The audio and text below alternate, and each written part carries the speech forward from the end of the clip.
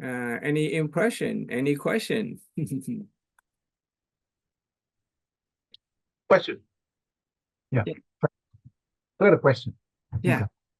If I would like to practice what I learned from today on the next, on next time, Mm-hmm.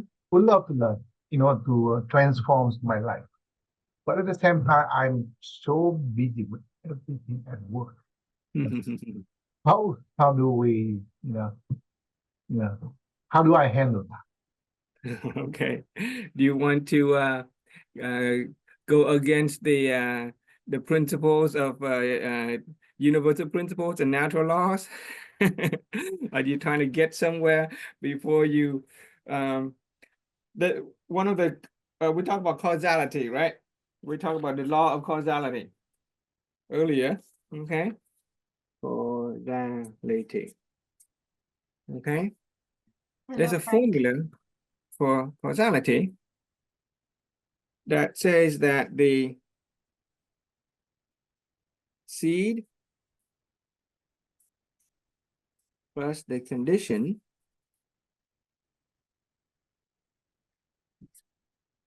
will bring about the fruit.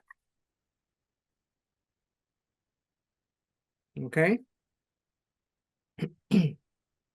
The seed plus the condition will bring about the fruit. What we're doing here is planting the seed. We're shifting your awareness and perspective about yourself, about the reality.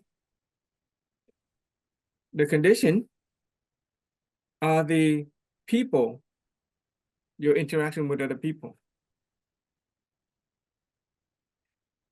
This is your chance to practice. With the right awareness.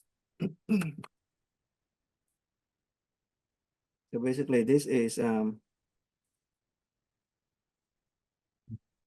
awareness. Okay, this is affinity with people. And this is the desired life.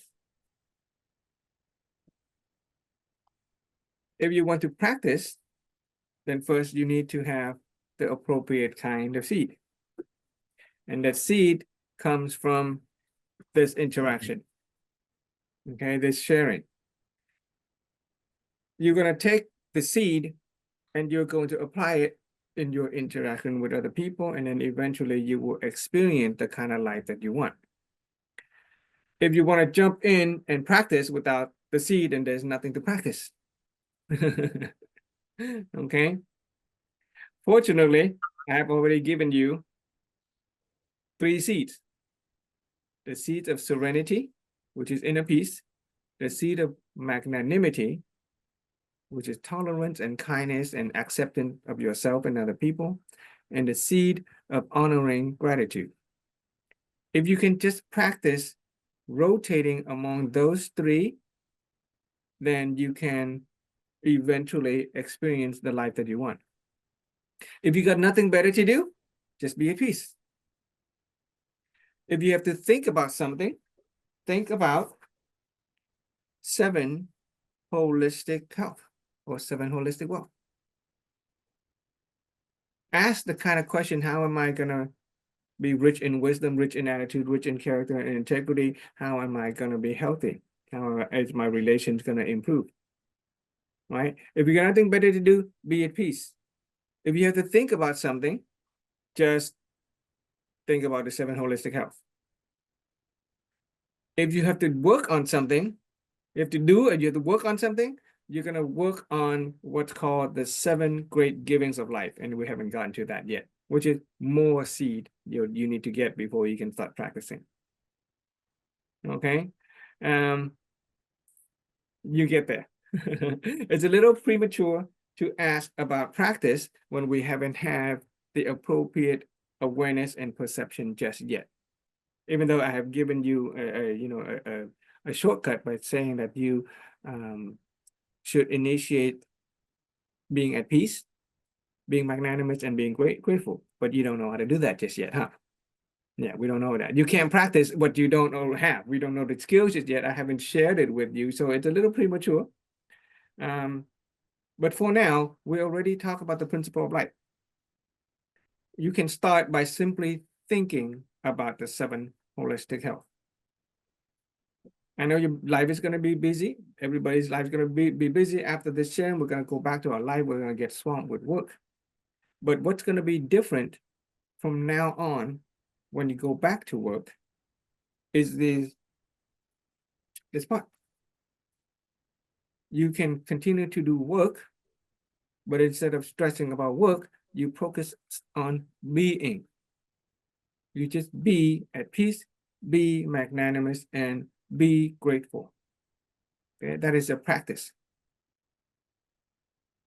But practice take a lot of effort.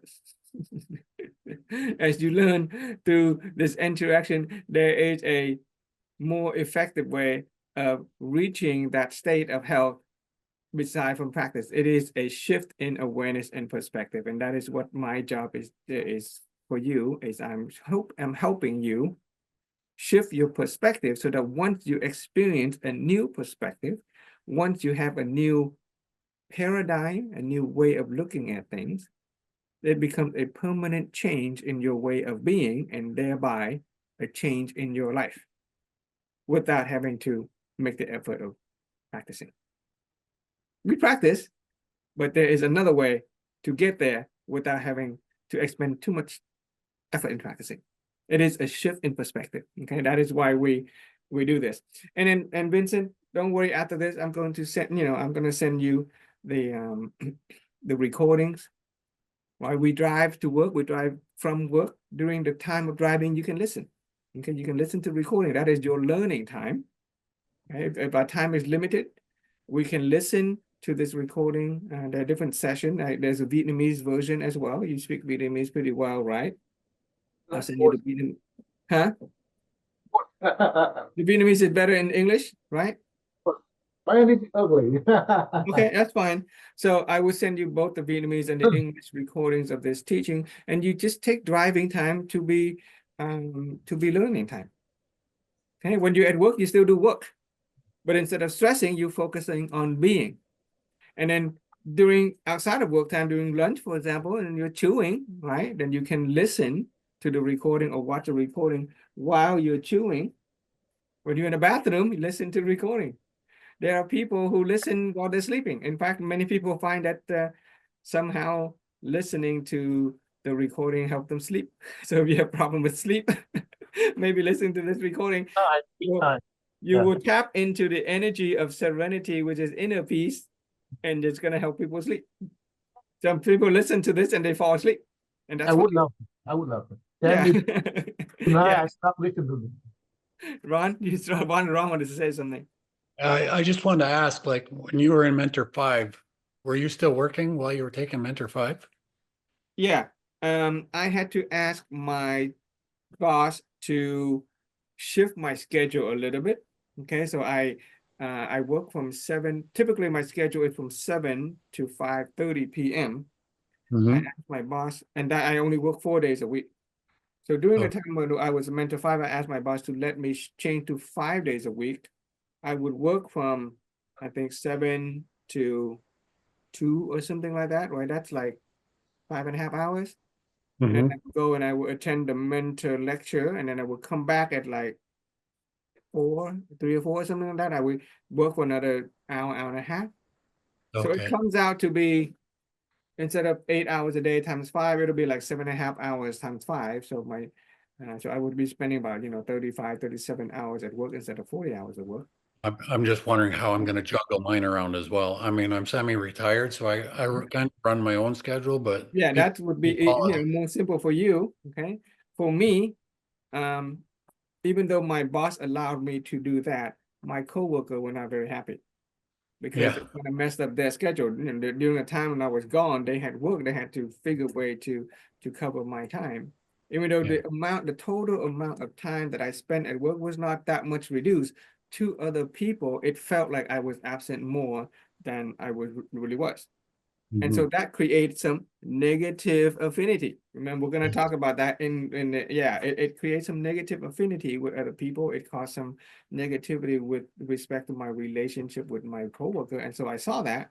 And so now, even when I am attending the master's course, I'm not taking time off of work. I just record it and then I listen and I study afterward outside of work time. There's a lesser benefit. It's a little bit more challenging, but at least I am maintaining that positive affinity with my worker, right? We've been talking about integrity with respect to your four debt of gratitude: your family, your organization, your society, your world. Maintain integrity with respect to yourself, your family, your organization, and to the world is the definition of integrity. And so I've been working on maintaining my positive affinity with my coworker, even as I am doing the studying. And so I'm back to the 4-day, 10 hours. I spend most of Wednesday studying. And so that's why I share the material on Wednesday evening. And my work hour is like everybody else. It is 10 hours a day times 4 days. Yeah. Good question.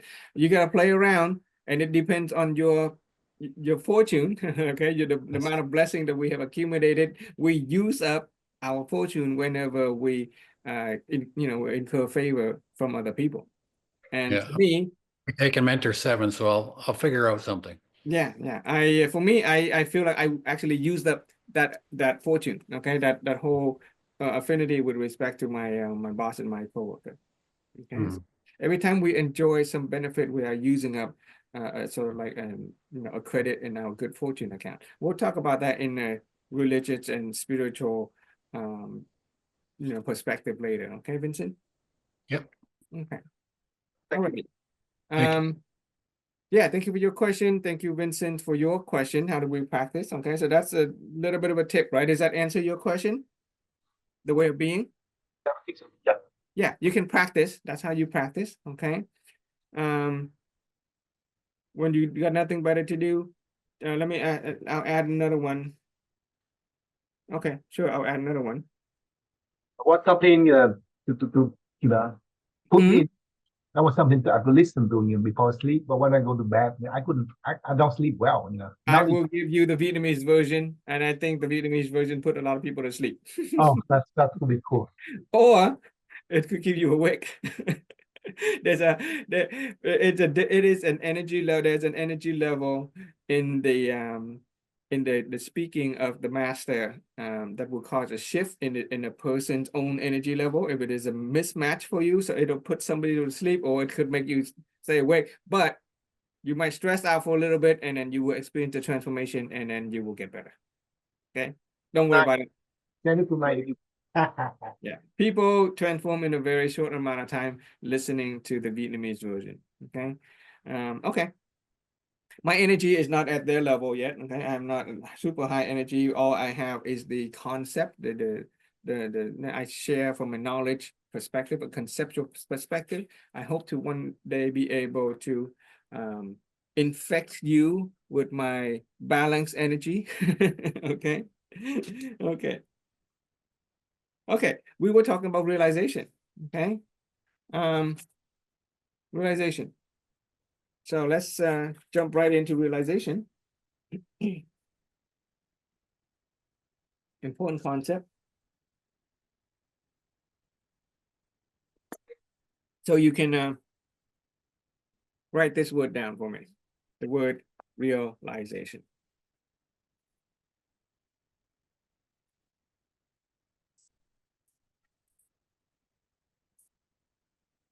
Okay, realization. The word realization is simply a word that has the word real in it, right? Realize is to make something into reality. Okay, what does it mean to realize something? To basically turn it into reality. If you have an inquiry, right? Answer to long sought inquiry. If you have a long sought inquiry, it is all in your head. You don't know what it's like to have an answer, but once you realize it, it becomes real. to you. The answer becomes real. It becomes a part of your reality. Okay, and at that moment, you experience a transformation. Your reality shift. It is no longer the same when we experience a realization. When it comes to realization, there are different degrees of realization. There's a sort of what we call the small realization that we kind of have throughout our life. When my son was learning to tie his shoes, he had an inquiry. He didn't know he had it, but when we were learning to tie our shoes, some part of our mind wonder, well, how do you tie your shoe in such a way that it is tight, but it doesn't tangle up and it turns into a knot, an impossible knot. As we're trying to figure out how to tie our shoes, at some moment we'll realize that if we put our finger in that cross between the two laces, then we can bend the bow, dip the ring through the bow, and pull the string apart, and it's tight. And then from that moment on, we know how to tie our shoes. It is a small realization, right? And we go through our life, we experience small realization all the time. That is how we grow. That is how we mature, right? So it's just normal part of life to experience realization. Small little light bulb. Okay, it changed our life, because before that we are dependent on figuring out how to tie our shoes. But the moment that we know how to tie our shoes, then our life changed from there. We're no longer dependent. For example, my son no longer dependent on me to tie his shoes. His life has changed the moment he realized how to tie his shoes. Small realization. And then there are the bigger one. There are the great realization that people call enlightenment.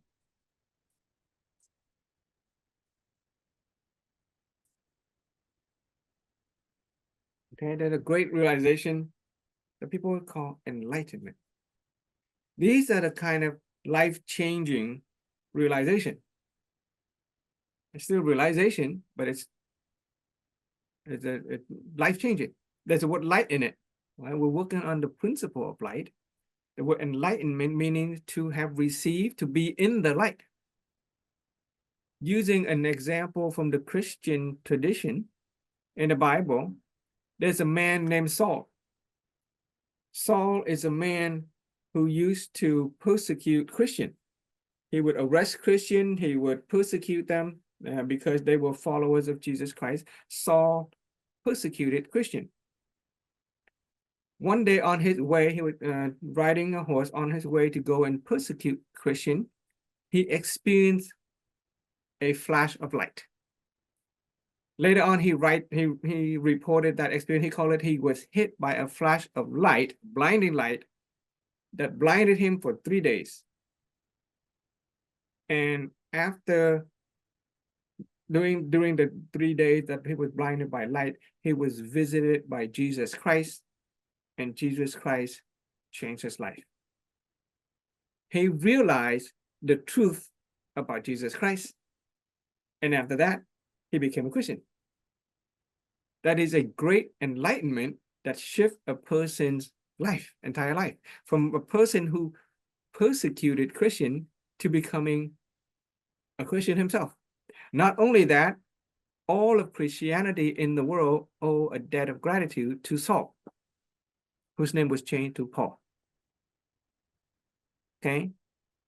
Previously, when Jesus Christ was preaching ideas about salvation, he was focusing on the Jewish people. But the Jewish people didn't really accept it. It was Saul, who his name later changed to Paul, who spread the ideas to non-Christian people, to the Roman, to the Greeks, and now to the rest of the world. And so now the rest of the world gets to enjoy the teaching of Jesus Christ, whereas the Jewish people didn't accept it. That is because Saul, or Paul, experienced a moment of enlightenment where he described it as being blinded by light. And then he realized the truth about Jesus Christ. Okay. That is a way of saying it. Okay.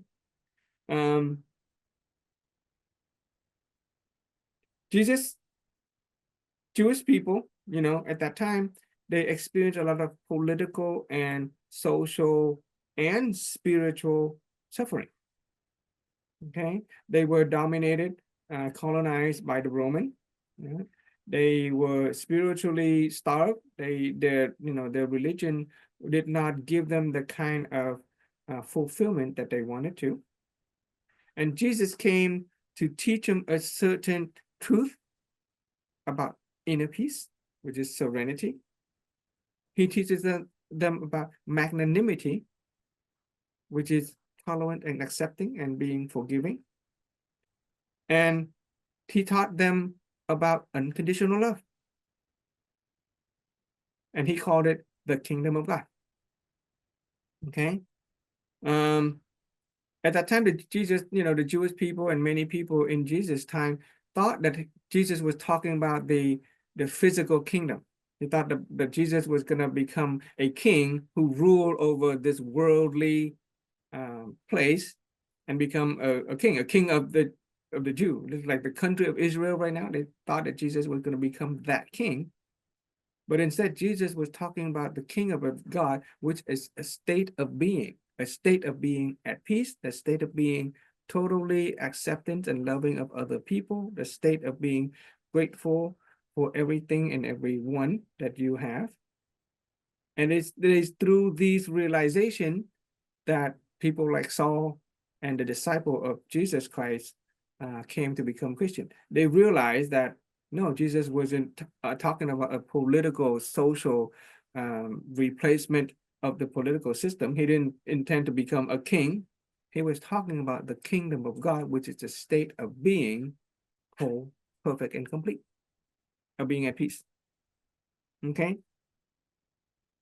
So that's the idea. That's the idea when a person recognized the truth about things. And to Paul, the truth was so profound that he said that he was blinded by light.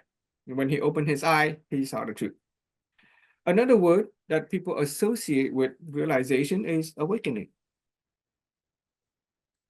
Awakening.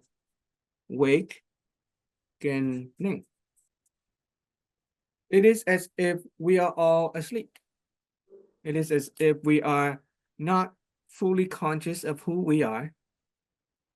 And so awakening is a state of realization, an ultimate state of realization, to truly awake to the truth of life and the truth of ourselves. And the word awakening is often associated with the Buddha. The word Buddha literally means the awakened one. When the Buddha was young, he was a prince named Gautama Siddhartha. Okay, he was a prince. He has a kingdom. He has fortune. He has riches. He had a wife. He had children. But he had an inquiry. He had a long sought inquiry. Why did people suffer? He walks out of his palace and he saw people who were sick. Why do we get sick? He saw people dying. Why do we get old and dying? Why do people suffer? And so he went on a discovery, a self-discovery path. He meditated. He performed different kind of ascetic practices. And at some point, he sat down and meditated for 49 days. And after 49 days, he became enlightened. He came to understand everything about everything. Okay.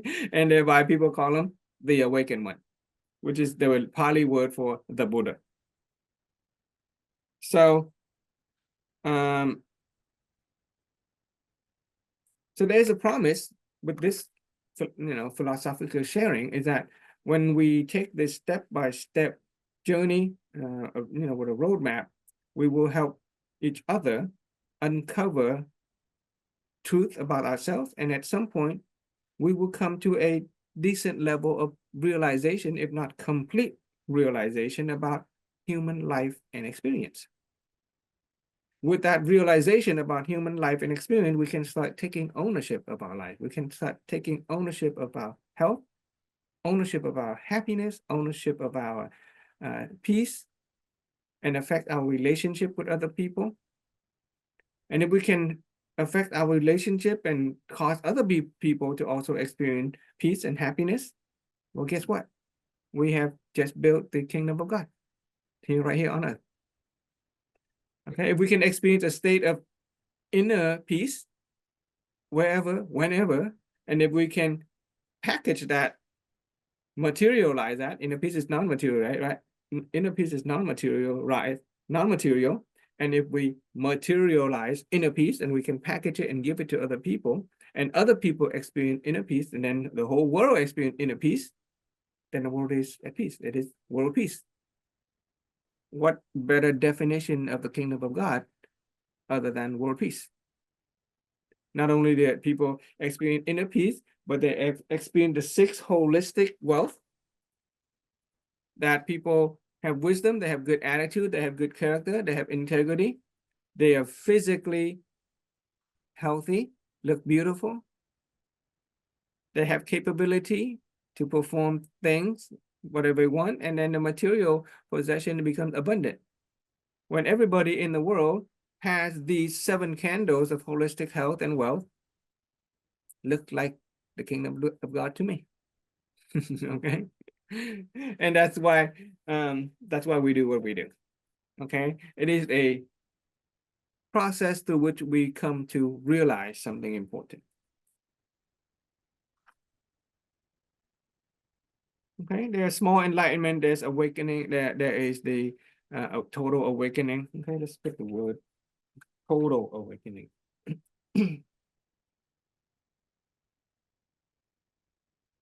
Okay, small, there are sort of instant. Some enlightenment takes time, it takes practice, it takes inquiry, and other enlightenment, just by just being here, you might catch an instant enlightenment. What we do, we try here is to reduce your process of learning and maturation and growing. We try to limit your pain and suffering in the process of growth and maturity so that you can experience some degree of instant realization about human life and experience. Okay, and once again, realization is a change. Okay, so instead of working to change ourselves, okay, instead of working to remove the darkness from the room, we just start to go to work on our wisdom, our character, and our attitude. Okay, so on the same topic, let's go another page.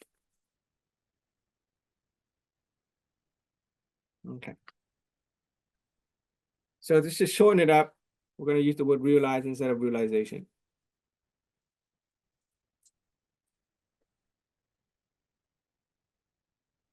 Okay, in order to realize something, let's make a nice little heart. Realize something is like an answer, okay? But before we get to the answer, usually we go through some degree of questioning.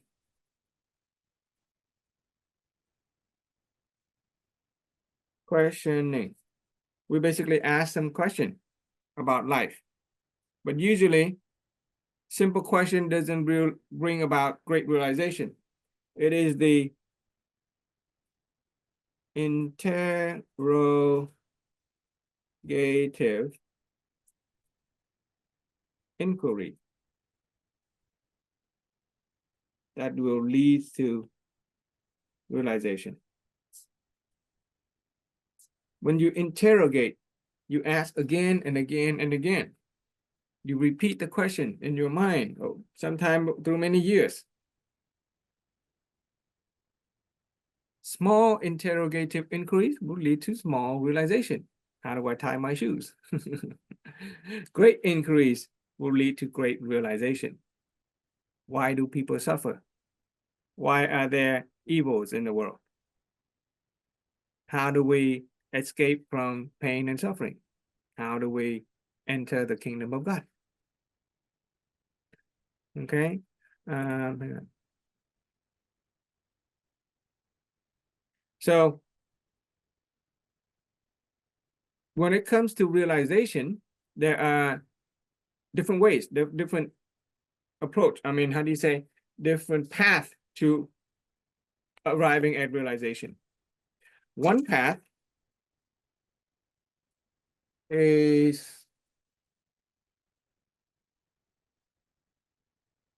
through experience.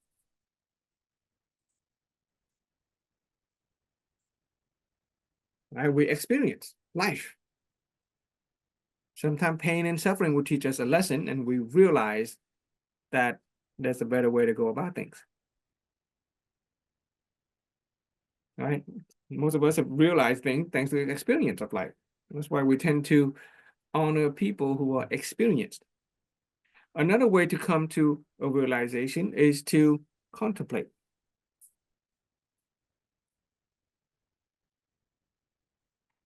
Contemplate.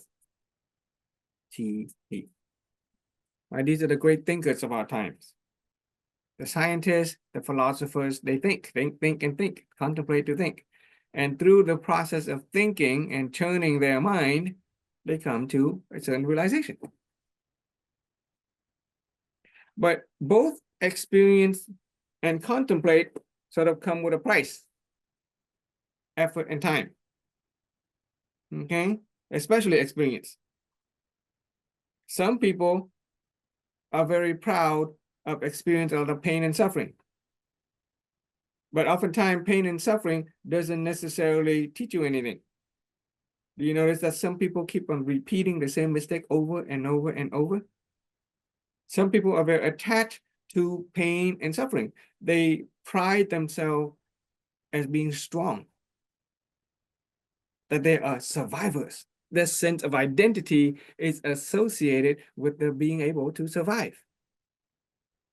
But you look at them and you see, why do they keep on making the same mistake over and over? Why does the same woman keep on going from one abusive husband to another? Why does a business person keep on getting in debt and never really learn anything? So experience doesn't necessarily give us what we really want, okay, despite pain and suffering. Contemplation is a good way too, but that can take a long time. There is a third way that wise people have taught. It is through the path of study and practice. And since Vince had already asked us, right, study and practice. We study from other people that have already gone before us. We practice the best practices so that we can avoid the painful experience, so that we can skip having to contemplate.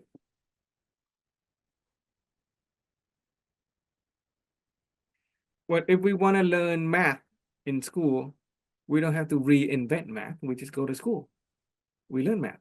Somebody else has already contemplated math. Somebody else have already experienced how math works. So a fastest way to come to a new realization about life and about everything is to simply study from the people who have already gone before. Naturally, in your life, you're going to encounter experience. You're going to learn from experience. You're going to start thinking. We're going to activate the principle of mental activation. That's contemplating. But it is the act of learning from the people who have gone before that will enable us to reach a point of realization or enlightenment much quicker than if we just reinvent the wheel ourselves. Right? We're fortunate today because we have the teaching of the Buddha. We are fortunate today because we have the teaching of Jesus Christ, of all the great sages of our history. Imagine having to experience life and contemplate and come to the same realization that those great beings did. Imagine how long that would take, right? So we take advantage of the fact that, you know, those successful people, those great beings have already gone before us. And so we just simply learn from them. Okay. There's a saying, it doesn't matter how long we have been alive. It is really when we realize something that matters. Okay. In other words, how long we have been alive is not as important as when we realize something important about life. A person can go through life, 30, 40, 50, 60, 70 years of life experiencing pain and suffering, and they may not realize anything. They will die poor, they will die sad, they will die with regret. On the other hand, a person who applies themselves to studying and practice the principles of universe, the natural laws, the success of the successful people, then a young person can come to realize the truth about life while they're still young, and they get to enjoy life with health, with happiness, with peace. Do you see the difference?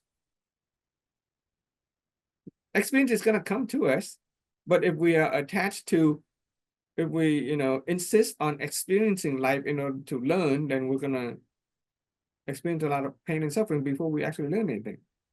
In fact, it is not the pain and suffering that has any value. It is the lesson that has the value. I think about that. It is only through it is only the lesson after the pain and suffering. We experience something undesirable, maybe broken relationship, poor health, failed finance, and we can continue to repeat that over and over, and we see those people experience those pain and suffering all the time, and they never learn anything. It is only when they actually learn anything that the learning has any value. Did you guys get that point? In other words, doesn't matter how long you've lived, doesn't matter how many experiences you've had. It is the moment of learning, the moment of realization that will cause a shift in your life. It is a transformative moment. And the simplest way, the fastest way is to study and practice. The other way is row the boat, use effort, go against the current. You can do that if you want. Many people do. But they get to pay the price with pain and suffering. And then after you realize something, contemplate some more, you practice some more, and eventually the moment of realization is not enough. That's just like a thought, okay? But as we think about it, we start to comprehend it. We have a full understanding of it. We can reason it, explain it. And then from that comprehension, we experience transformation.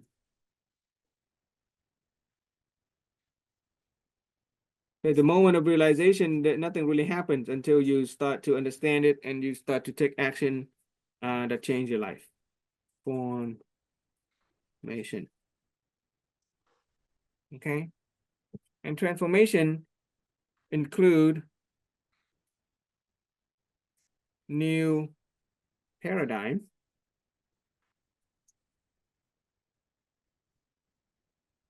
okay, new action, thereby new reality.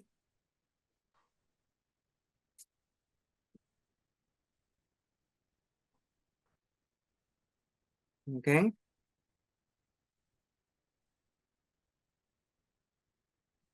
When Paul was hit by light, he realized the truth. But it is not until he started to fully comprehend it, until he started to take new action, spread the message about Jesus Christ, that he has a new reality. Same thing with the Buddha. He meditated for 49 days. He came to total awakening, but it's not until he fully understands that he is also connected to other people, that he began to teach other people. He began to materialize the non-material aspect of himself, that he create a better world, that he create a new reality, a reality of peace and enlightenment.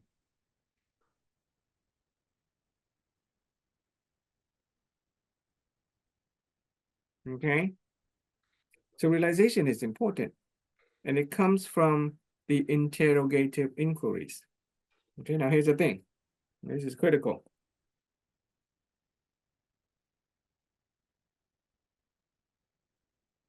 The direction of your realization depends on the direction of your interrogative inquiries. Your interrogative inquiries has a positive direction. It will lead to a positive realization. If your interrogative inquiry has a negative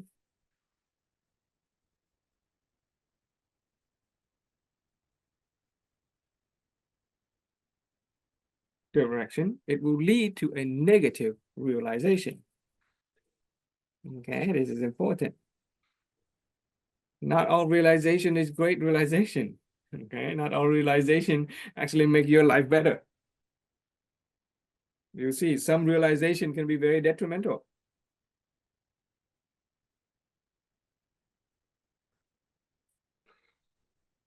For example, a woman marries an abusive man. He beats her, he abuses her, he insults her, he belittles her.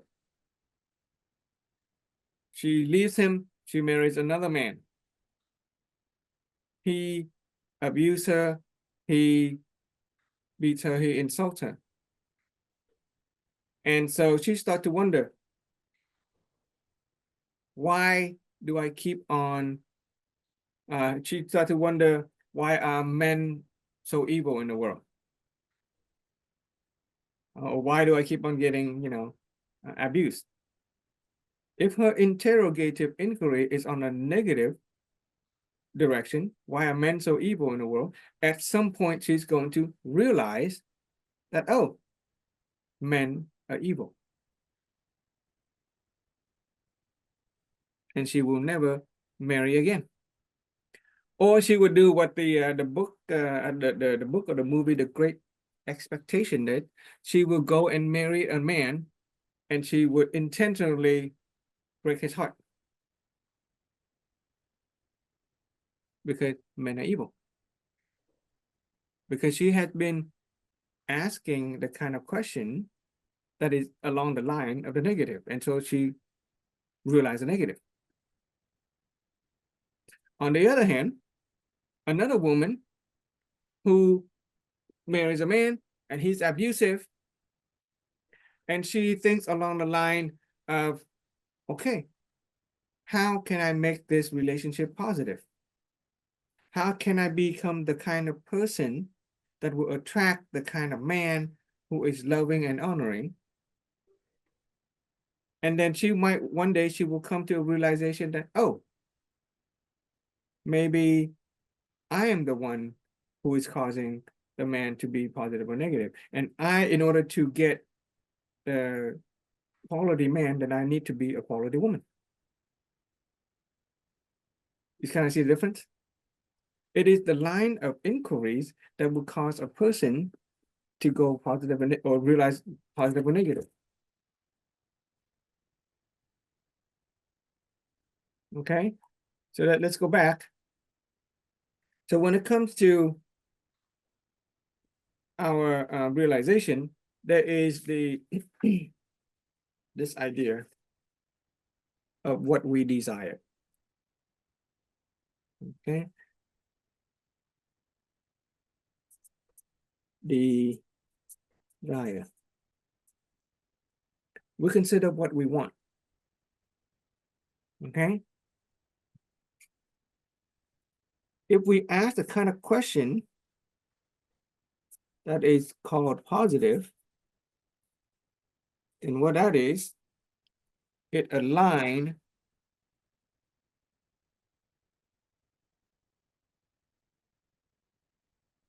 line with our desire.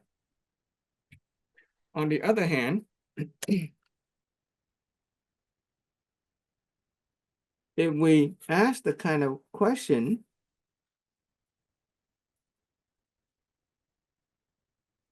that goes against our desire, then we're going to realize the negative. This is why so many people want good thing for themselves, but they don't get it because they have been asking the wrong kind of question. Instead of asking, how can I become the kind of person that will attract positive, healthy, happy relationship? That's positive, aligning with desire, assuming you want a relationship that is happy and positive and loving. A person will go and ask, why are men so evil? Why am I being abused all the time? Why does my friend get all the best men and I am stuck with the jerks?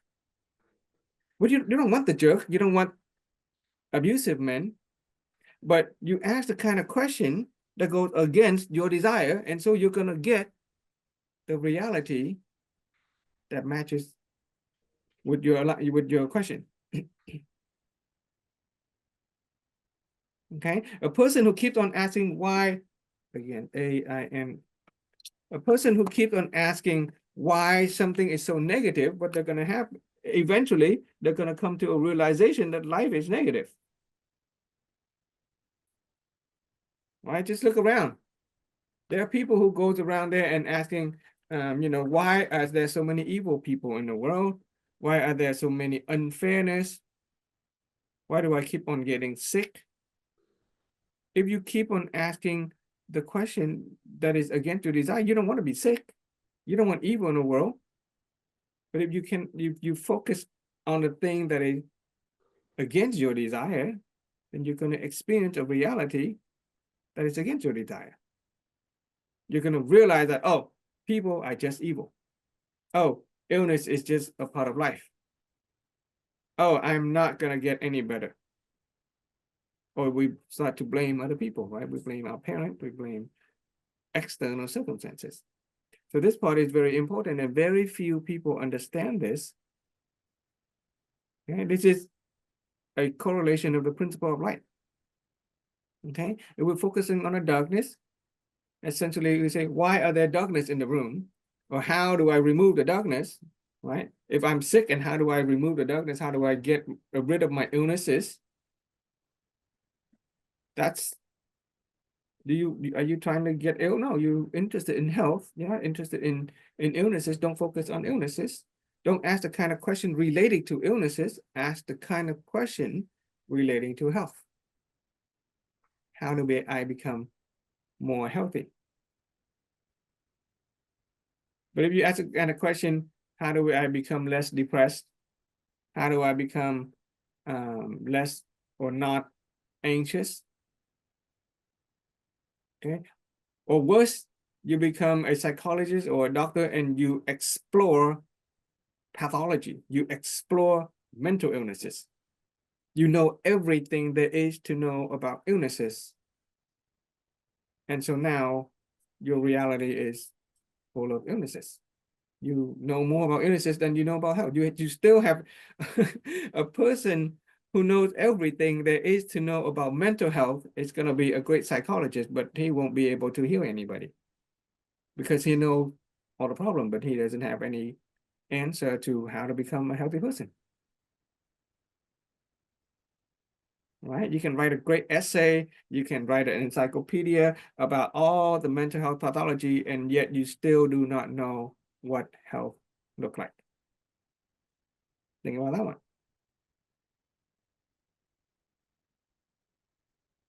So, very powerful bit of knowledge. Okay, I hope this gives some realization to you guys. Okay, if we ask the kind of question that align with what we want, so identify what we want. Okay, we identify what we want, and what we want is the positive, right? We want health, we want happiness, we want peace, we want good relationship. Focus on the health, focus on the relationship, focus on the happiness, don't focus on the problem.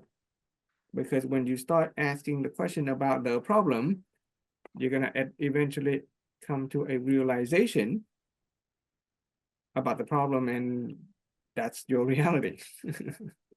Okay. All right. Okay. Let's see.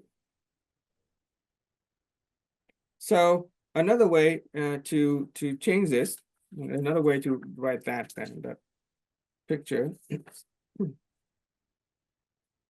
is the inquiry, right? Your inquiry. Okay, your inquiry has two directions. If you inquire positively,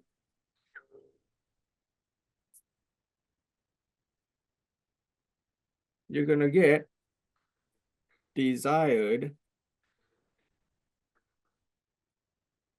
outcome. If we inquire negatively,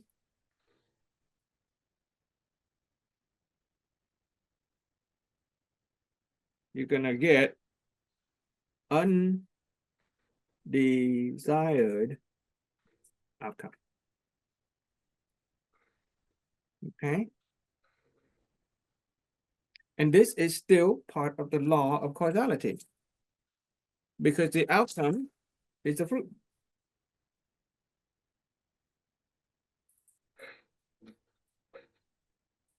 Outcome is fruit. Okay. The inquiry is the seed. So you can begin by practicing, right? Vince asked, how do I practice? Even if I don't have time, you can do this anytime during your work. You plant the seed of positive inquiry instead of negative inquiry. Positive inquiry are the things that align with your desired. Negative inquiries are the thing that goes against. Okay.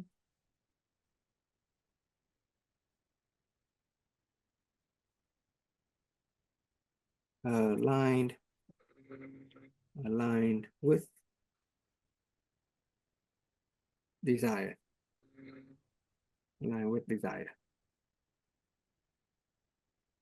Okay. Negative would be aligned with desire.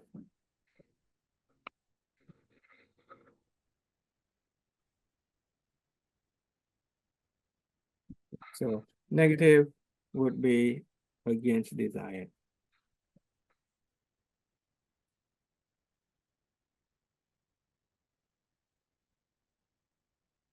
Okay. When you are against your desire, you're gonna get undesirable circumstances. Okay. Seed and the fruit.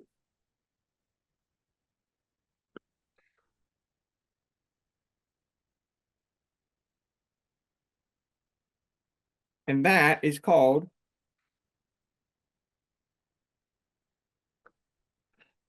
the principle of alignment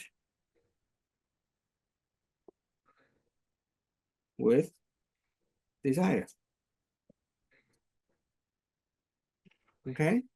So if we want to get where we want to get in life, if we go along that boat and the current is going from A to B, this is a current. And we want to align ourselves with the current, we inquire along the line of what we desire, so we're going to get the outcome that align with what we desire.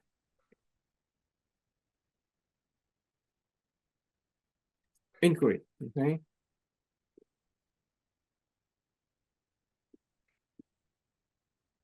So all realization is a shift in perspective. The shift in perspective comes as a process of inquiry, and the inquiry has a direction.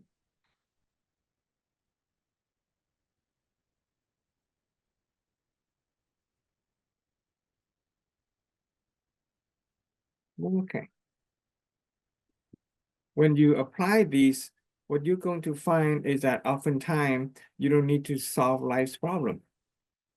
Oftentimes you will be able to simply stand above life's problem, because you will, when you start to inquire along with what you desire, you will find that the problem is not really a problem. You will stand above life's problem. You experience a new shift in perspective. Let me use an example in my own life. It's still a little example, but I used to have a problem of forgetting my keys inside my house. Okay, I would leave the key in the house and I would go to work and I would lock the door from the inside, and I would simply close the door and the door would lock. Then I cannot get back inside the house without the key, because I had left the key in the house. Same with the car, right? Any of you ever left your key inside the car and then locked the key inside the car and you can't get into the car? Or do you know anybody like that? Anybody here ever locked themselves out of the house or outside of the car? Okay, so I used to have this problem where I keep forgetting my key inside the house and I would lock myself out. The key's inside the house, I can't get back in. I have to climb the window. or at some point it cost me money. I live in a place where I could not reach the window. I had to call the locksmith. He came. He had to break the door. He had destroyed the lock. Cost me a lot of money. I had to pay the price for forgetting the key inside the house. And so if I had inquired along the negative, why do I keep on forgetting my key? Why do I keep on forgetting my key?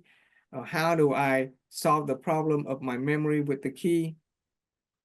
I thought I had a solution. I thought that by solving the problem, how do I remember or not forget my key? I would do a mnemonic. I would count 1, 2, 3, wallet, keys, and phone. So my pocket, every time I get out of the house, I would count 1, 2, 3, wallet, keys, and phone. As long as I have my wallet, my keys, and my phone, then I'm okay. It worked for most of the time, but at some point, usually when you're busy, when you're in a hurry, is when you forget to do the 1, 2, 3, wallet, keys, and phone. And so during those times is when I forget the keys inside the house, I would lock the door and I would lock myself out. So that didn't solve the problem. The problem comes back because I had focused on the problem and I tried to remove the problem by coming up with, a solution to the problem. And then one day I had a small realization. I realized that if I keep on depending if I keep on locking my door inside, there is always a chance that I would pull the door lock before I take the key. And so what I did is I chained the lock. I made the lock so it could not be locked from inside. I made the lock so it has to be locked from the outside with the key. I just changed the lock so it has to be locked from the outside with the key. So even if I forgot the key from the inside the house, I would pull it, and then I realize, oh, it's still open, it's not locked yet. Then I have to go back inside the house and get the key and come out and lock. I didn't solve the problem of my memory. I didn't solve the problem of forgetting my key. I still occasionally forget my key. But my memory with respect to my key is no longer a problem, because I had changed the lock to require me to open from the outside. That is how I was able to stand above life's problem, thanks to an inquiry along the line of positive desire. Because what I really want is to have access to my key. Okay. Another way of thinking about standing above life's problem is like this. When a flood comes, an engineer who is great at solving problems would build a dam. Okay, when a flood comes, Vietnam has a lot of flood every year. It floods and people's house will be full of water. An engineer is a person who is great at solving problem, and I definitely need engineers in my life. Okay, I'm not saying that they are not useful. They are, but an engineer would try to build a dam to prevent the flood. But a wise person simply stuck up a inflatable boat.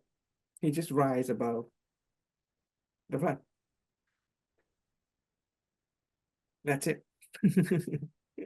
So instead of taking the trouble and the effort of stopping the flood, which is going to come anyway, you just rise above and you float on top of the flood. Just a little silly example. I hope that helps. Okay. Okay. Yeah. Any lesson, impression, and realization before we move on to the next one?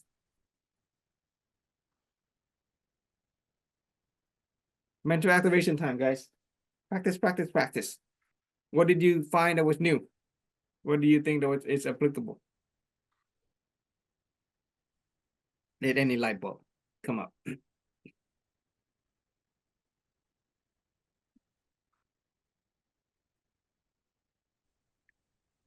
Not only spousal relationships, it's family relationships that go against our what we believe in or anything.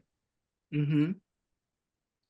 Like you listen to the negatives, and I need to start focusing on the positive. Mm-hmm. Okay.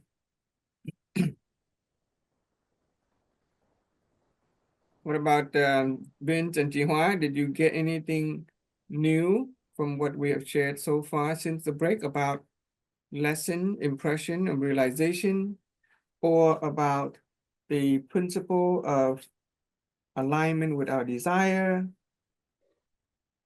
or anything?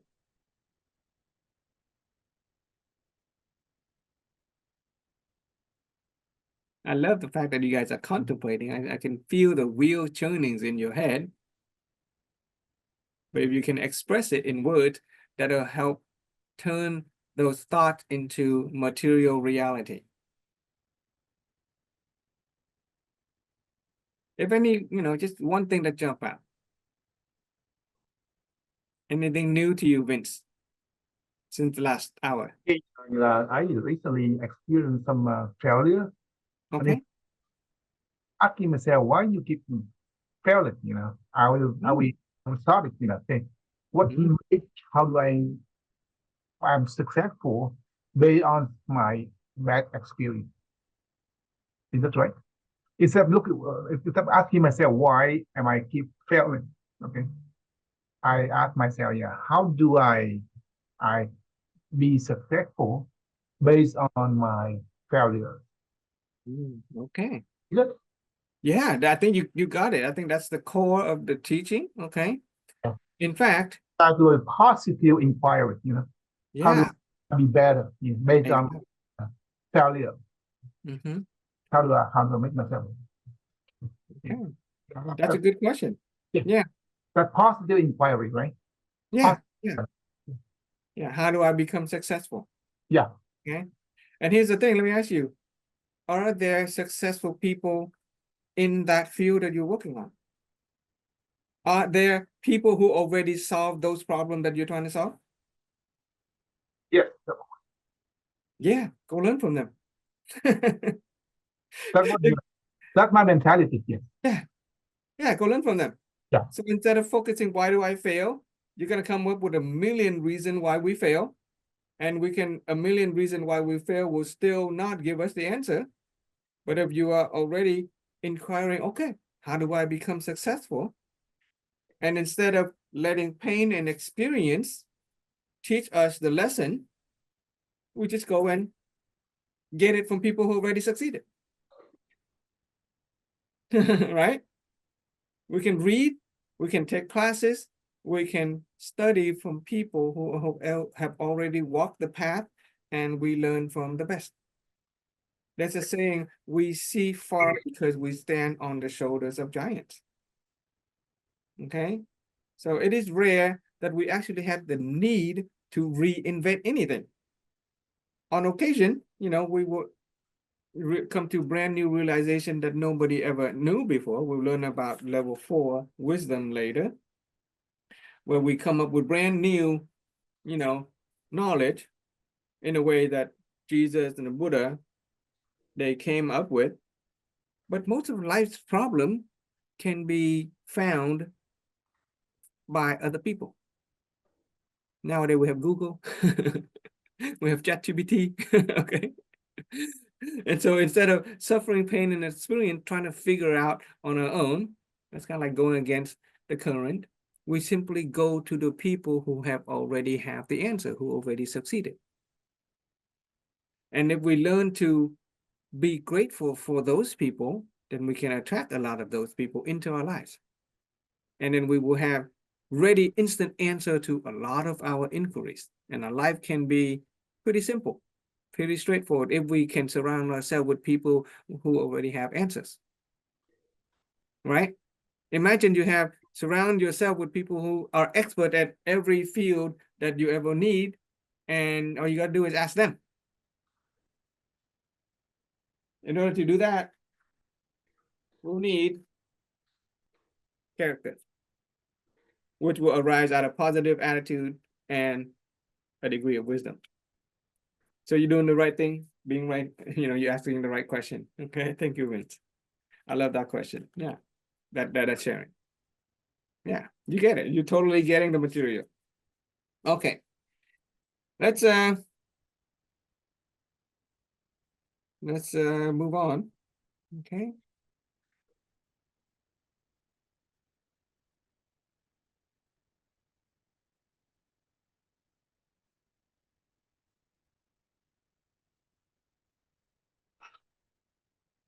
Okay. We're gonna go in another principle, very important principle.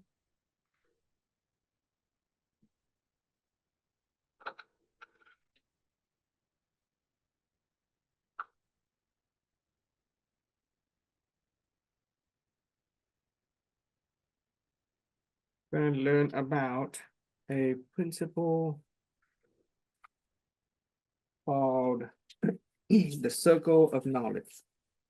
Okay, so we're talking about knowledge, right? We want to raise our awareness, expand our wisdom, get to know things and realize things so that we can create the kind of life that is happy and healthy for ourselves. Okay, then we have to come to know things.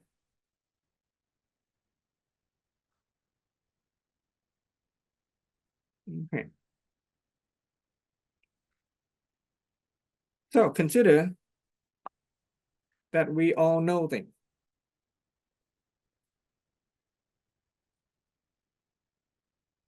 Right? We know things.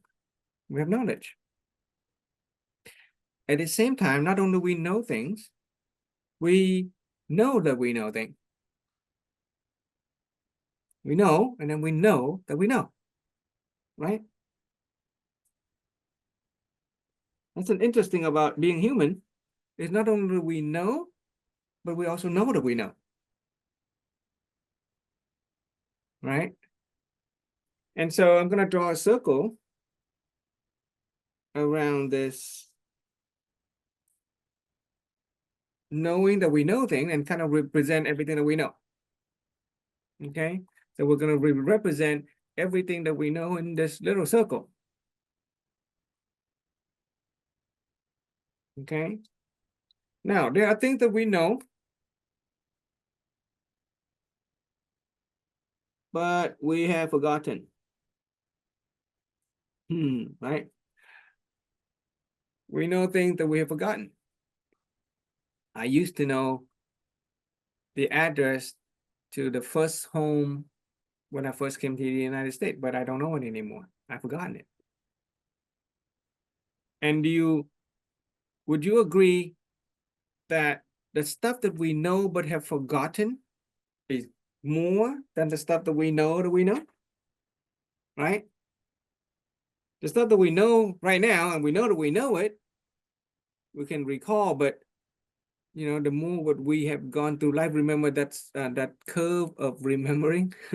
The curve of remembering said that we actually forgotten most of it. Okay, so really the circle of stuff that we know but we have forgotten is bigger than the stuff that we know that we know. You agree? Yeah, yeah. Yeah, we know things, but we've forgotten most of it. We only know that's, immediate thing that we use. And then there's the stuff that we don't know.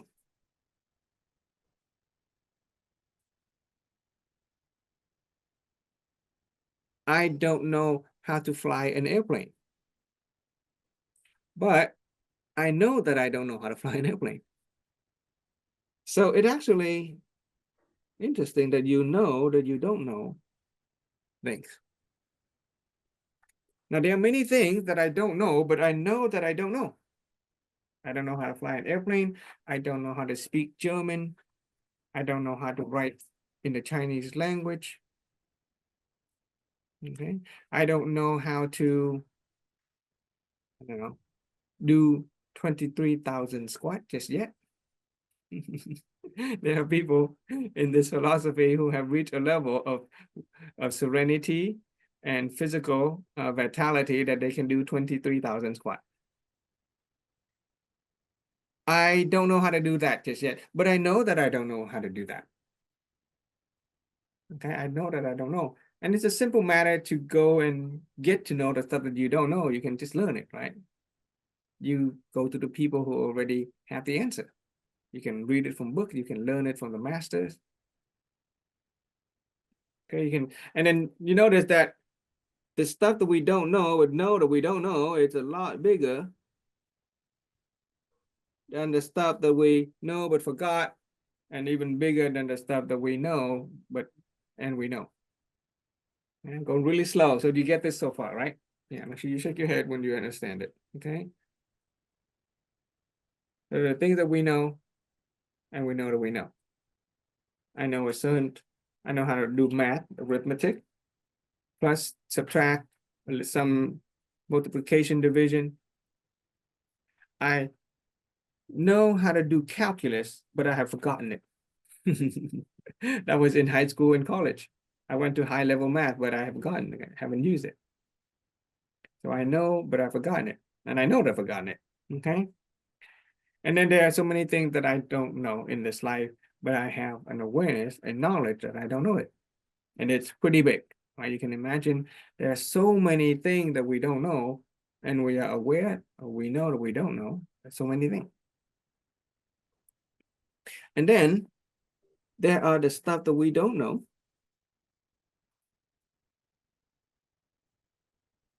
But we don't even know that we don't know.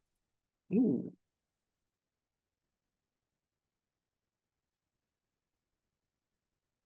Okay.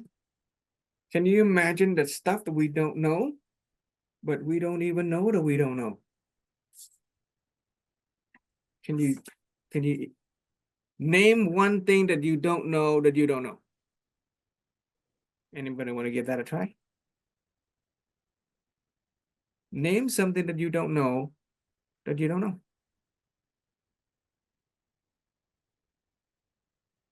We can name something that we don't know, but we know that we don't know, right? I don't know how to speak German. I don't know how to do 23,000 squat and still survive. But I can't name what I don't know that I don't know that I don't know. And so you can imagine this circle out here is like almost infinite. And there's so many things that be outside of our knowledge, outside of our perception and awareness. So many things that we don't know. But since we don't know that we don't know it, not part of our awareness at all, we can't even name it. We can't even begin to get to know it. I can only get to know something when I know that I don't know it, right? If I don't know how to speak German, then I can go to Duolingo. I can go to school because I know that I don't know it.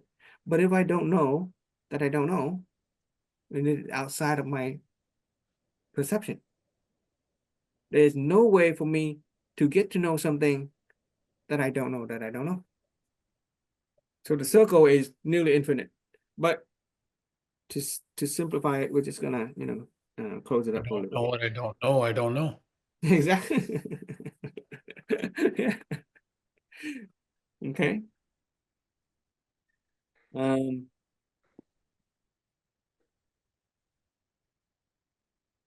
So with the circle of knowledge, what I know that this whole principle, there's a benefit to learning this circle. On the one hand, we cannot recognize our boundaries of knowledge. Right? By recognizing that boundary of knowledge, we can consciously, proactively choose to go and expand whatever knowledge that we want. If we know something that we don't know, that's great. If we know and we forgot, yeah, it's probably not important. We can always go back and make it part of our knowing again by relearning it, by reminding ourselves. Like I said, we practice the principle of mental activation by thinking about what we just learned so that we don't forget it. And if there's anything new that we don't know, but we know how to go get it, we can take classes.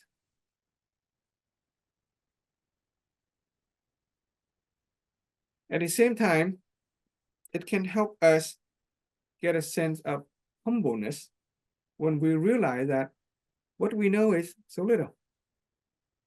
What we know that we know, what we know but forgotten, what we know that we don't know is so small and limiting compared to the vastness of the thing that we don't know, right? It kind of makes us a little humbling, okay? And so, fortunately for us, in this study, not only did we learn a little bit of informational knowledge, we also come to transformational knowledge. Okay, so transformative knowledge. So let me tell you a story. Okay, there is an old farmer with who happened to have a friend. Okay, they grew up together. They were in the same town, but this friend went up to the city. He he got an education, he got a PhD. And one day he came back to town and he wanted to express his knowledge, that he has learned in the city after many years of meeting his old friend. The old friend is still in the poor rural country. He's still a farmer. And the rich friend asked if his old friend, he say, do you know about the politics of the world? Because he went to the city, understand the politics of the world. And the old farmer friend said, no, I only know the rice field. I only know how to plant. I don't know anything about the politics of the world. And so this very knowledgeable guy who went to the city and said, do you know anything about astrophysics? The stars, the planet, the galaxies.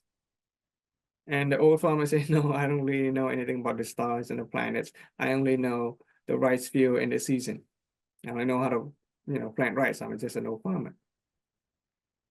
And the very knowledgeable PhD guy said, do you know anything about business? In fact, if you know how to do business, you can make a lot of money and, not be poor farmer for very long. And the farmer said, no, I don't really know anything about business. And then the poor farmer asked his very rich guy now, I say, do you know the difference between a lover and a wife? And the rich PhD guy said, oh, what do you mean, a lover and a wife? Well, and the farmer said, well, wife is somebody you have to sleep with every night because you have to. A lover is a woman you want to sleep with every night because you want to. And then and so you get the sense that that's a funny little humor story. It shows that we may know a lot, but our knowledge may not be relevant to our own life, may not be conducive to giving us the kind of life that is healthy and happy that would really want. The poor farmer, he doesn't know anything, he doesn't know a lot, but he knows something that is important. He knows the difference between a lover and a wife. He doesn't need to know about the stars. He doesn't need to know about science. He doesn't need to know about businesses. But all he needs to know is that there's a difference between a lover and a wife. And if the lover is the wife, that's a pretty good life. Right? Okay. So it goes to show that we only know what we know. Okay. So I want you to write that down. Kind of help us a little bit. You can say, we only know and what we know. Okay, in other words, there's a limitation on what we know. And because we only know what we know, it doesn't matter if we know the planets, the stars, the politics of the world, or the great religion, if we can't even know the simple difference between a lover and a wife, then we're not going to ever be having the kind of reality of a person who knows the difference between a lover and a wife. But a person who knows the difference between a lover and a wife, and who can make the wife a lover and a wife together, same person, oh, that person can experience at least 1 out of 4 areas of holistic health, right? Happy relationship. So we can be humble and not have the need to be overly prideful and arrogant about what we know. Right? So when the benefit of having that circle of knowledge is that when we interact with people, we don't need to be overly arrogant about what we know. We don't even need to impress upon other people what kind of knowledge, how much knowledge we have, because they may possess some knowledge that is very transformative, that makes them happy and healthy and peaceful. And if we have a lot of technical knowledge, worldly knowledge, and if that doesn't give us the kind of life that we want, then what does it really matter to have, knowledge in the first place? Okay, does anybody get that? Hope that's a little bit of a gem. Did you catch that, Dihua? What's the difference between a lover and a husband? It's a good one. Okay, husband is somebody you have to sleep with. A lover is somebody you want to sleep with. And if they're both in the same, then you got it. Yes, Okay. thank you. Good. And then consider this. Okay, consider that when we speak to another person, okay, so now we are going to interact with another person, whereas this one, it just kind of talk about our own circle of knowledge. Okay, what we know, we forgot, what we know that we don't know, and we don't know what we don't know. And that is our own circle of knowledge. We can be a little humble about how little we know, and we don't have to be too arrogant about how much we know. And at the same time, we don't have to feel inferior when we speak to somebody who is very knowledgeable.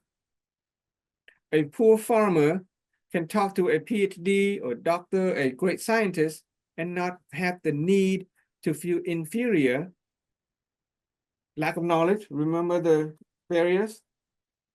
Okay, the 6 barriers of life. Why we don't have to feel inferior about our lack of knowledge, because we may possess some knowledge that the very knowledgeable person does not. If we kind of possess the kind of knowledge about inner peace, about healthy living, about happiness, then maybe the other person who is knowledgeable about everything may want to learn from us. Right? That is one way that we can non-materialize our material being, to have knowledge about human life and experience, to have a full grasp, imagine that a full grasp of human life and experience, that we can explain everything about human life and experience, how to be happy, how to be at peace, things like that can be pretty valuable. Right? So that's our own circle of knowledge. So let's consider what happened when we speak to other person. So let's pretend this is the other person, right? Everybody have their circle of knowledge. They know, they know, they forgot. They're that what they know, they don't know. And then of course they have the vast knowledge, don't know. So when we speak to another person, consider that we can only speak to another person using what we know that we know. Okay. Right? When I'm speaking to you, I can only tell you what I know. Can I use what I know but forgot to tell you? No, I cannot use what I forgot. It's not part of me anymore. Can I use what I know that but don't know and tell you? No, I cannot use what I don't know to tell you because I don't know it. Even though I know it, I don't know it, but I haven't gotten to know it yet, and therefore I don't know it, and so I cannot tell you what I don't know. And obviously, it's silly to even talk to people about stuff that you don't know. So would you agree that when we speak to another person, we can only speak from the circle of our knowing and knowing? We know and we know that we know, right? Something Simple. different, like I know what I want to say, but when Yeah, I go go ahead. say it, it doesn't say the same thing. It doesn't Try say anyway. what I Throw it know. out there. Okay. What's that? Are you trying to say something? Oh, that's Yeah, I something. was just saying, I know what when I'm talking to somebody, I know what I want to say. Okay. It doesn't come out the way my head's thinking. Oh, okay. That's fine. That's okay. Okay. And the circle of knowledge is not, it's not fixed. It's a flow. It's, it's flexible. What you think you know, and then what you know and you forget. A lot of that has to do with the human construct. Okay, we'll learn about the human nature later. We'll learn about our desire and imagination. We'll learn about many things that limits our ability to communicate. We'll learn that inner peace gives clarity, and therefore it will help us express with clarity and authenticity. Okay, sometimes it is different parts of our human nature that gets in the way, that prevent the message from deep inside from coming out. It is the human nature. It is the mind that playing tricks on this. Once we get clarity, then that will go away. Okay. And I experienced that myself too. I'm sharing, and on occasion I would want to say something that'll come out totally different. That is because I have let my the human nature, the mind, get in the way. The way to do that is initiate serenity. Be at peace, and clarity will come to you.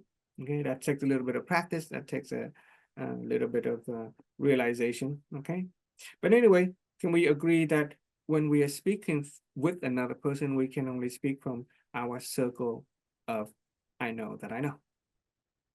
That's simple, right? Now, here's the thing. When we tell other people using what we already know, right?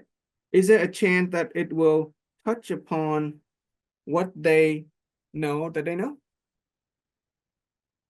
Yeah. They all have their own knowledge, right? They know things and they know that they know it.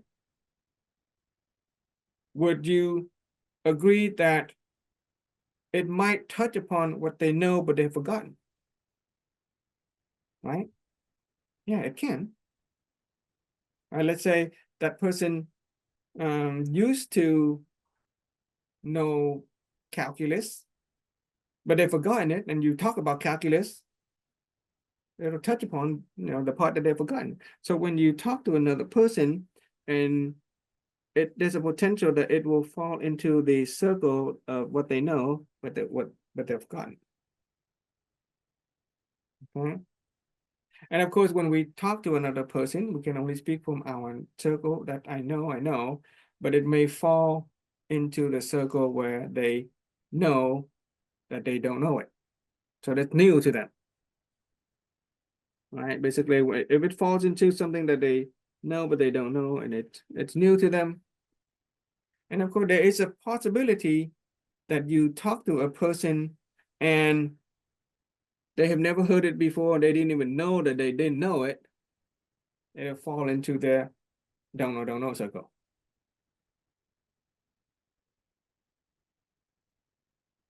Now, here's the thing, there's some possibility that may happen when we talk to another person from the circle of our own knowing. When we talk to another person and we touch upon what they know that they know, several things may happen. They may agree with us, they may disagree with us, or they may not matter. If they agree with us, great. If they disagree with us, we may argue. But either way, when we speak from our own knowing and it touch upon another person's knowing, it doesn't contribute any new knowledge. You just, okay, you might get an agreement or you may get a disagreement and you end up in an argument, but you haven't contributed any new knowledge when we tell somebody something that they already know. Okay? Right? Now, there's another possibility. When we speak to another person, it touch upon what they know, but they've forgotten it. Okay? What they know, but they've forgotten it. Great, you have reminded them. Right? When you tell somebody that they know, but they have forgotten it, that they know they forgot, then you have reminded them. But here's the thing. If they have forgotten something in the first place, then it was not important to remember in the first place. Right? If I had already forgotten the address to my first home in the United States, and I speak to you and you remind me of the address in my first home in the United States, great. But you haven't really contributed any new value. Especially since the fact that I have forgotten it is not important in the first place. So you have not contributed any knowledge value to another person when you speak to them and you touch upon that which they know but they forgot. Right? Yeah. So, okay, fine, nice conversation, but there's really no value being created. Of course, similarly, when you speak to another person from our own knowledge, we can only speak from our own knowledge, and it touch upon that which they don't know, but they know that they don't know. Well, if they don't know, and they know that they don't know, and the fact that they still know that they don't know it, that means it's not important enough for them to get to know it. Like, let's say a person doesn't know German, and we want to teach them German. They don't know German. They know that they don't know German, but it's not important enough for them to go and learn German in the first place. So you teaching them German contribute no value. They just don't bother to. Okay, fine, nice. You taught me a new word in German. They'll just forget it again because it's not important in the first place. You get that? You have contributed no value to a person when you tell them something they don't know, but they know that they don't know. Okay? And finally, if we tell them something using what we know, and it touch upon the circle of they don't know that they don't know, they become mentally paralyzed. It is like a concept that is completely foreign. It is like speaking a completely different language, and that person has no conception of what that language is. It's like, I don't know, it's like you trying to tell me something in the language of the Philippines. I don't know Philippine. Well, and that falls within my no, don't know. But it's kind of imagine speaking to somebody in a language that they have no conception of the language. They've never heard it in the first place. And so they get sort of mentally paralyzed. You could curse at them, you could say bad things about them, they would have no idea what you just said. Even if you have wonderful value that you wanted to express to another person, but if it falls within their don't know, they have no conception of it. And so you have contributed no value whatsoever in terms of knowledge to another person. So what do we do? In every human interaction, are we not sharing knowledge? Are we saying things, our experience, our facts, our feelings, our opinion? In every human interaction that we share with other people, we either fall into that which they know. If they know it and they know it, then yeah, they could agree with us. It's nice, but if they already know it, then you don't contribute any value. Or worse, they could argue with you. If we tell them something that they have forgotten, then they know they've forgotten it. That's great. You reminded them, but they've forgotten in the first place because it's not important. And so we reminding them didn't really contribute any value either, because they will have forget it again. Same thing with they don't know. Okay, if they don't know it and they know that they don't know it, they didn't bother to get to know it. And therefore, whatever information that we tell people is not important to them. And that's why we go through conversation with people and they forget the conversation. And there's, day in, day out, we talk to our coworkers and our family members, and we walk away and we don't gain any new knowledge, and they don't gain any new knowledge. And of course, if we say or do, say something that falls within the don't know circle, and that's, it is as if we didn't say anything at all. So how can we contribute any knowledge to another person at all? Okay. And so let me tell you the story about my master, our master, right? the masters of this philosophy. Well, there are many masters to this philosophy, but the one who founded the organization, when he was a young guy, he was a very knowledgeable guy, a scholar. Okay, he has a thirst for knowledge, and he had the desire to express his knowledge to other people. He wanted to share with his knowledge. He often visit a Buddhist temple, a Zen Buddhist temple, and he visit and he likes to talk to the monk there. They are knowledgeable people as well. One day, our master went to the temple and he saw the head monk, and the head monk was reading a book. Okay, and he decided to approach the head monk and try to strike up a conversation, see if he can learn something. And as he was approaching, he saw the head monk reading a book, and he asked the head monk, he asked the master, what are you reading? And the head monk said, just some scripture. But to be honest with you, I just read it, but I don't really remember anything. I read it, but I don't remember anything. And so our master, young man at that time, very knowledgeable. In fact, he had acquired the skill, the capability of reading quickly and retention, the material that he read. And he proceeded to share his knowledge with the master. Considering this old master who had just read a book and didn't remember anything, he wanted to share his skills, kind of like that way I shared with you how to remember, the curve of remembrance, right? We want to share with you how to remember things. So he went through the step-by-step process, and he wanted to teach the old monk how to retain the information that he read. The old monk obliged the young master, obliged him and let him speak for a while. And after a while, the old monk smiled and said, to be honest with you, young man, it is not the case that I've forgotten what I read. It is the case that I have erased my memory after I read. I've intentionally erased my knowledge of the scripture that I read. And so our young master at that time was taken aback. Okay, was a passionate young man. He wanted to grasp knowledge, and he see this old monk, and the monk is telling him that he is raising his memory. Why? So he asked, old master, why would you waste time reading only to erase your memory? I mean, there's a purpose of reading not to gain knowledge, right? The purpose of reading is to acquire knowledge. Why would you waste time reading and then to gain and then to erase your memory? And so the old monk said, well, think about it.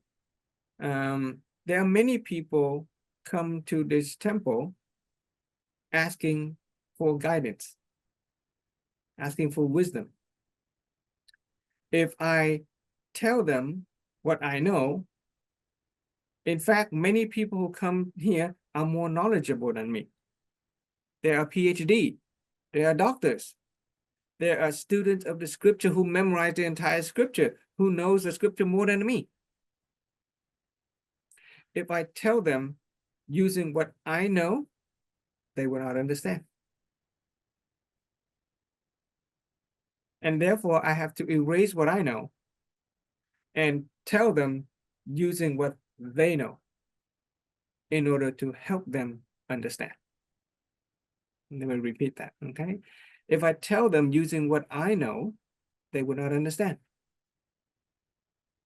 But if I erase my memory and tell them using what they know, then they will understand. And so our young master took him a long time to contemplate that. Okay, he didn't get it right away, but through the years of contemplation and thinking and practicing, he came up with this circle of knowledge to explain that idea.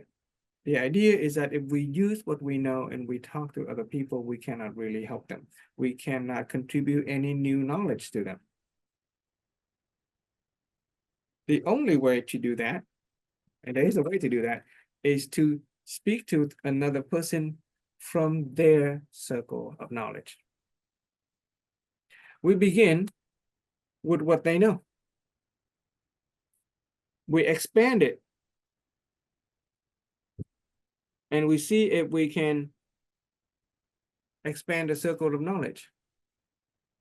Maybe touch upon what they've forgotten. We begin with what they know, and we expand it and see if it is something that they don't know. Maybe they don't know, but they know that they don't know. We begin with what they know and see if we can expand it all the way out into the stuff that they don't know, what they don't know. And so we keep on doing that. We keep on beginning with what the person know, and then try to expand their awareness and perception, maybe touching upon what they don't know, but they know that they don't know, essentially teaching them something new. Or when they go from the know to the forgot, you're reminding them, right? When you're in this sharing, have you noticed that some of the things sound familiar, even if it's the first time? Right? Even if it's the first time that you are in the Zoom or get exposed to this knowledge, some of the stuff sound familiar. You had already know it. But when the speaker begin from your knowledge, what they do is they establish where you're from. They ask questions like, every time I ask about your lesson and impression, what I'm doing is I'm establishing what you know. And from using what you know, I try to expand your knowledge to eventually open up your circle of knowledge. And as I do that, yeah, I inject some of what I know, but the lesson here is you begin with the person's knowledge. You don't just jump in and give them what you know, because that's gonna conflict. Immediately they're gonna disagree or agree, or immediately they're not going to be interested because they've forgotten it, they don't know, or they get mentally paralyzed.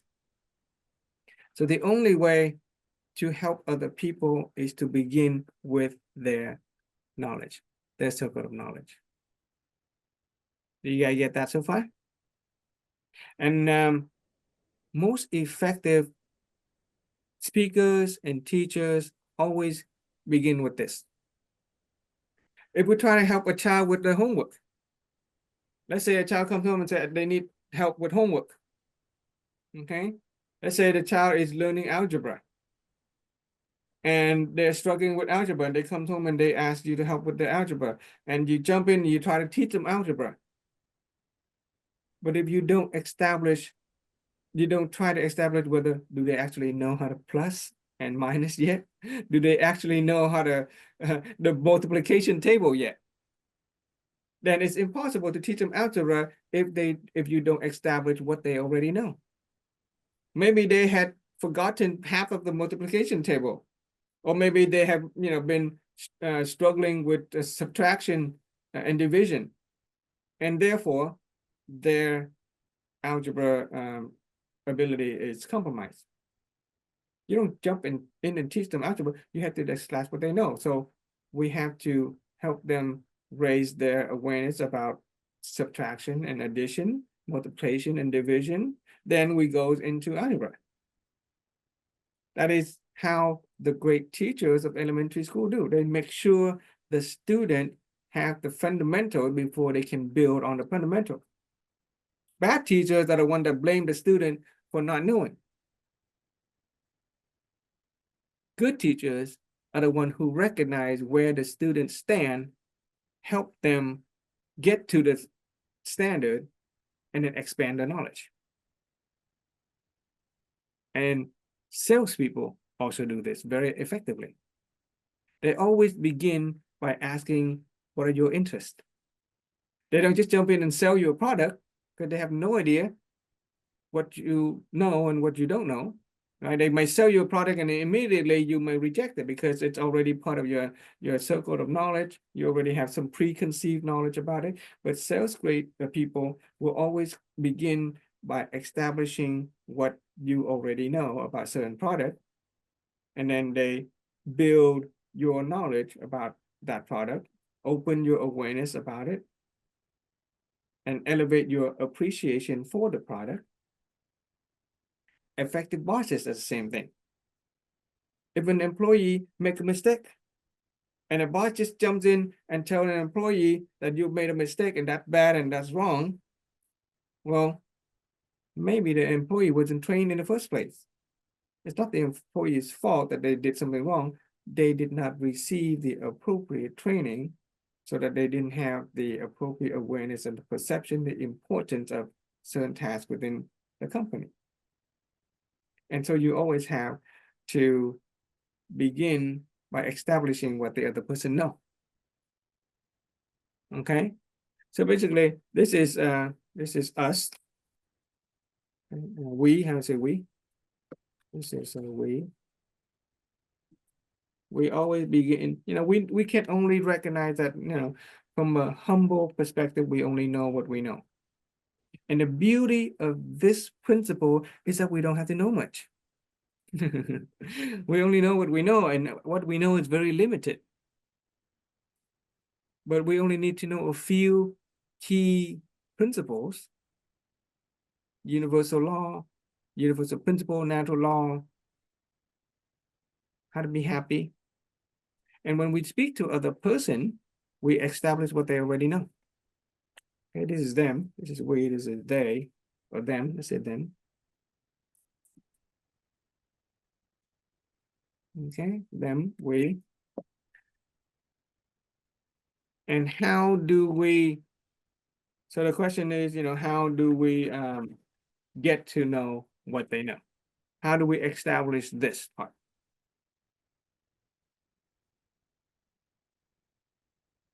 Okay. We do that by asking. You ask. Okay. With what? With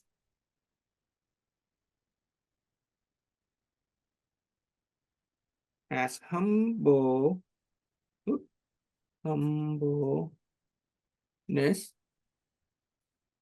and genuine. Let's do authentic. Okay, we're gonna use authentic later on. Authentic desire to know. Okay.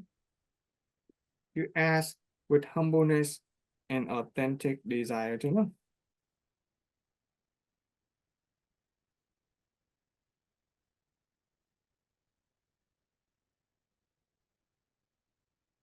Okay. The interaction between the young master and the old wise monk can be summarized as, and I'll just rewrite that with the following statement.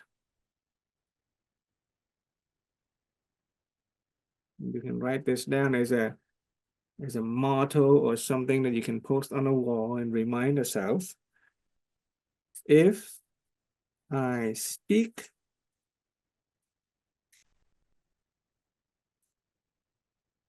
from my own knowledge,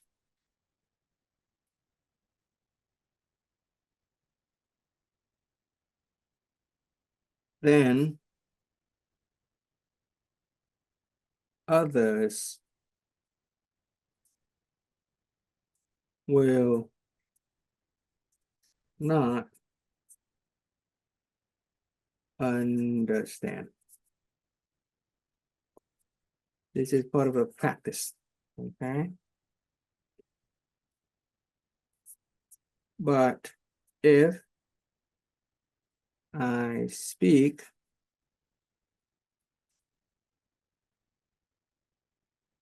from the knowledge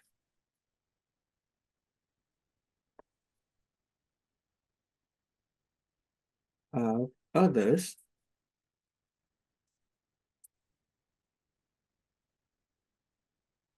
then they will understand.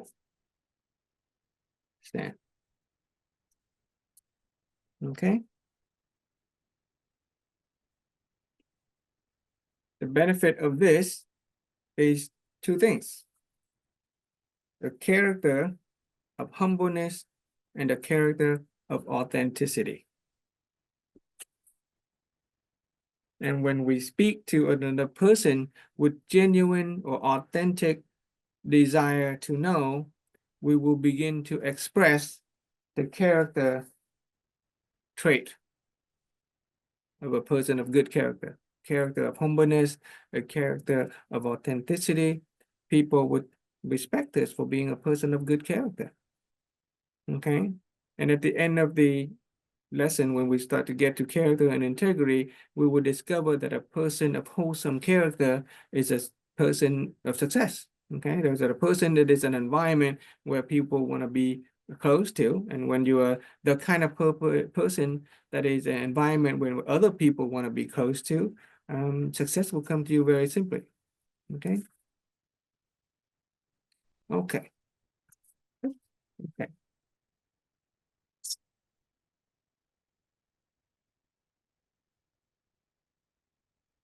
And so there is another slide relating to knowledge.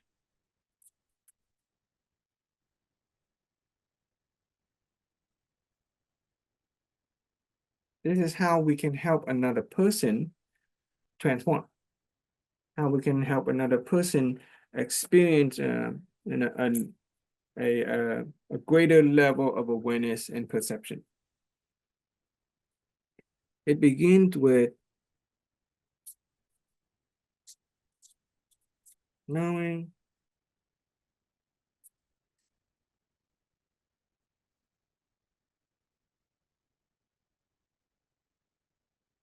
comprehend, realize,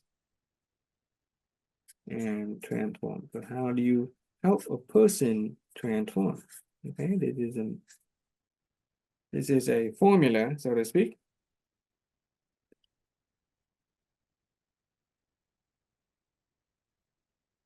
In order to help a person know something, we need to establish the belief.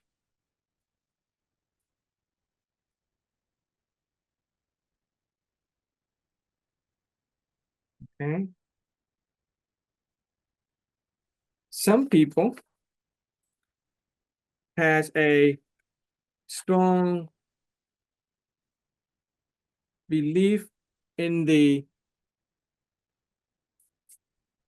scientific perspective, science. Some people have a strong religious or spirituality, spirituality.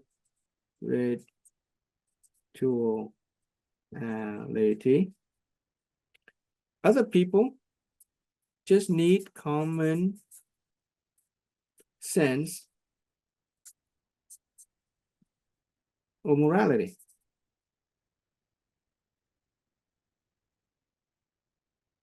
So if we want to help another person come to some new knowledge, we need to establish the belief, the reference system, speak the language.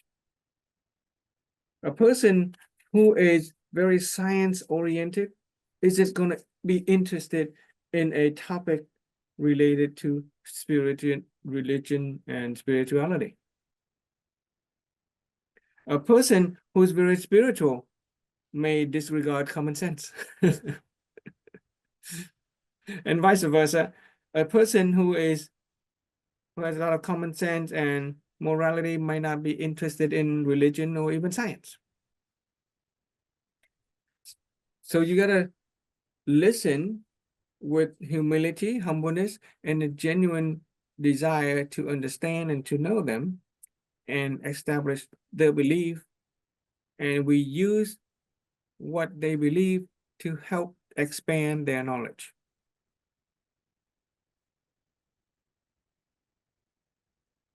And in this philosophy, we use all three, okay? We use the scientific approach, we use the religious and the spirituality approach, we use common sense morality approach in order to help everybody expand their knowledge, to come to know, okay? Because some people are gonna be more one way or another. And that is how we can help expand another person's circle of knowledge. If a person already have certain knowledge, now that have knowledge, what you want to do is you, in order to help them comprehend, we base on then what they know. Okay. So if we already established what they know, then we can use this circle. If we can establish what they know, I don't not so interested about what we know. We just use what they already know, and we expand this circle. Right? Try to give them something that maybe we don't know, but if they're gonna fall into what circle until we actually say it. But if we know what they know, then it's gonna be helpful. Okay. And that is the next part of helping them comprehend. Right? When we know, when we grasp what the person already know, we can help them comprehend it in a deeper, more expansive level. And then the meat of the, if the important part is that if we can understand what people have been inquiring, especially a long time, then we can help them come to a realization. We can give them the kind of answer to their inquiry and help them realize based on what they have been inquiring. So in our conversation, those of you who are studying to be mentors and masters and you want to share knowledge and you want to help other people, we have to understand this formula. In order to help anybody with anything new, you have to establish the belief. If you don't know what they believe, then you will have to approach them from all three angles, from the scientific angle, the morality angle, and the religious angle. Once you understand what they know, then you help them comprehend. That is why I keep on asking you guys for your impression, your lesson impression, your realization, and your question. Right? If you have a certain question, like earlier, Vince asked a question about how do I practice this kind of thing, right? Those are kind of inquiry. Okay, and finally, if we understand what a person desire, then we can help them transform. A transformation is simply a change in perspective, change in understanding. In the business world, a change from not wanting to buy to wanting to buy.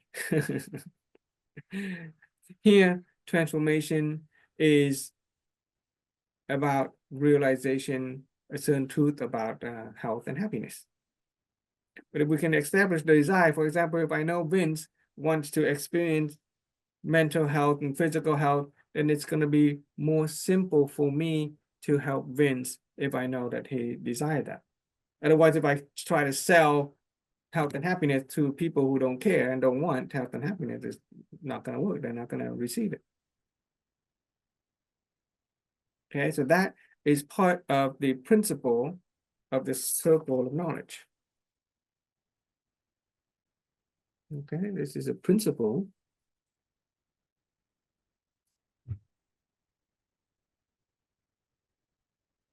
of circle of knowledge.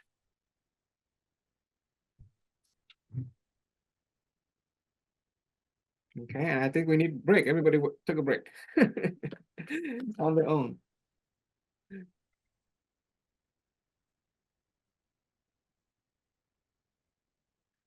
I'm gonna take a break. If you guys come back, just know that we took a break.